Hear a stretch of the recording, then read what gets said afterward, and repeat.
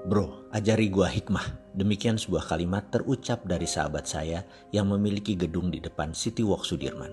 Gedung 30 lantai tersebut, kantornya berada di lantai 29 dan lantai 30. Saya terkejut kenapa tiba-tiba saya baru datang ke kantornya dia berkata demikian. Tapi dia sahabat lama saya. Dia juga mitra bisnis saya. Saya tahu sekali tabiatnya. Dia berhati lembut, sensitif sekali. Dan kalau dia berkata begini, saya jarang komentar. Dalam hati saya berkata, apa dia mau nonton video naratif serial Sadar Kaya Advance ya? Lalu otak iseng saya keluar dan berkata, si Ahmad supir lu bawa motor? Ada katanya. Kita naik motor keliling Jakarta, saya bonceng bagaimana? Dia kaget, karena mungkin sudah 10 tahun dia tidak naik motor. Dia steril dari hal-hal seperti begini. Ayahnya adalah salah satu dari 4 macan konglomerat zaman Soeharto. Dia sekarang pemegang tahta generasi kedua kerajaan bisnis keluarga tersebut. Naik motor? Ya enggak lah. Kemudian dia berkata, oke, why not? Katanya. Kemudian motor supirnya disiapkan di lobi. Siang itu kira-kira jam 3-an. Saya nyetir, dia naik di belakang saya dan saya langsung tancap gas menuju Mall Ambassador, daerah Kuningan. Lalu saya teruskan sampai bypass daerah Pasar Gembrong. Rencana saya balik arah di sana. Dan ternyata hujan besar sekali di daerah bypass tersebut. Untung kami sempat berteduh di bawah tol di bypass tersebut. Ada puluhan motor melakukan hal yang sama. Hujan membesar, air bergerak naik ke arah trotoar, dan sahabat saya mulai gerutu. Sialan lu, basah nih gue. Di samping kami, seorang ayah dengan anaknya kira-kira berusia 10-12 tahunan berdiri merapat kedinginan. Air mengenang naik cepat sehingga sejajar trotoar tempat kami berdiri. Tiba-tiba ada mobil dengan kecepatan tinggi di dekat kami membuat siraman air kotor muncrat membasahi hingga tubuh kami. Semua orang menghujat seketika termasuk sang anak kecil tadi. Nampak sang ayah menenangkan dirinya.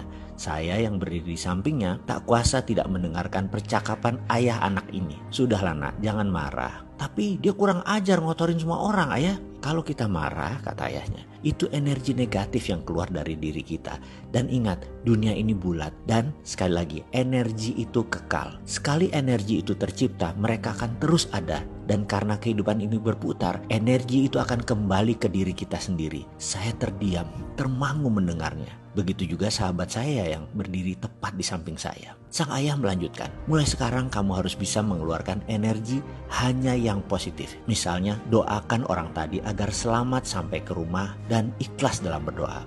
Doakan semua orang yang berteduh ini selamat sampai di rumah dan tidak terkena penyakit. Doakan pengemis di pinggir jalan. Doakan apa saja yang kamu lihat. Anak sekolah yang baru pulang, tukang sapu jalanan, semua yang kamu lihat, doakan. Percayalah, hidupmu akan lurus, mudah, dan selamat dunia akhirat. Papa selalu mencari uang halal untuk keluarga. Siang malam, semua papa doakan. Mamahmu menanak nasi, dia berdoa. Ucapkan doa baik buat petani yang menanam, pedagang yang berjualan, pengendara yang membawa beras ini, petani yang menggiling padi menjadi beras, ikan yang dimasak pun mama selalu mendoakan. Sehingga apa yang kita makan sudah disyukuri, sudah diikhlaskan, sudah diseimbangkan. Tak lama kemudian sebuah Alphard warna hitam tepat berhenti di depan mereka dan pintu terbuka. Mama, kata sang anak sambil naik ke mobil tersebut, dan supir mobil tersebut bertukar dengan sang ayah.